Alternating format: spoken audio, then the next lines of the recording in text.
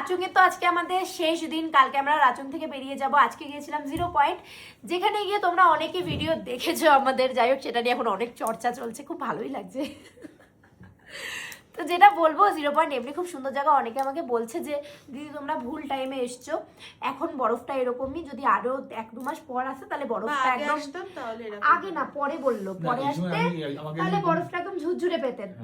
কিন্তু ব্যাপারটা হচ্ছে পরে আসলে না মানে আমার বাবার আর টাইম হতো না, মানে বাবার এই মাসটাই আর কি, তাও বাবার অনেক কাজ, বাবা অফ করে তারপরে এসছে।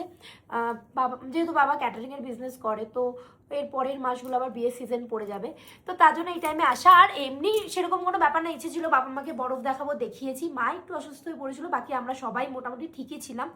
আমিও মাঝখানে একটু আমার জানি না হঠাৎ করে, যেহেতু আমার প্রচন্ড ঠান্ডা লেগেছে, গলা ব্যথা, তাই একটু শ্বাসকষ্টের সমস্যা হয়নি আমার, হঠাৎ করেই আমার কেন জানি না হচ্ছে কি মনে হচ্ছিল খুব কষ্ট হচ্ছে। যাই হোক সেটা পরের বিষয়। বিষয়টা হলো ভালো লাগলো সবই, কিন্তু দুর্ভাগ্যবশত আমরা আসার পথে সাইট সিন করতে পারিনি। কালকে হয়তো যাওয়ার পথে সাইট সিন হবে, তাই না? কালকে যাওয়ার পথে সাইট সিন হবে। হ্যাঁ, রাত হয়ে গেছিল। তোমরা দেখলেই একটা অ্যাক্সিডেন্ট হয়েছিল, যার জন্য আমাদের অনেকটা আরো লেট হয়েছে। তো বেশ ভালো লাগলো। আর আমরা কিন্তু এসছি সুপ্রিয়দার সাথে। সুপ্রিয়দার ট্রাভেল এজেন্সির নাম হলো ট্রিপ কুইকলি। তোমরা যদি আসতে চাও অবশ্যই যোগাযোগ করো।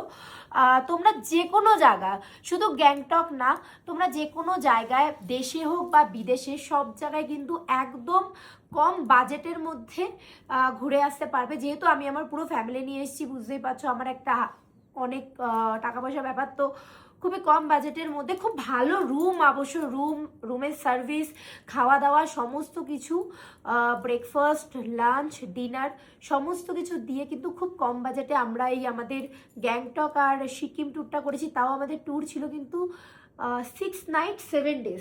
তো 6 নাইট 7 ডেজের একটা ট্যুর প্যাকেজ আমাদের আছে। তো তোমরাও যদি আসতে চাও স্ক্রিনে দেওয়া নম্বরে অবশ্যই যোগাযোগ করো, সে যে কোনো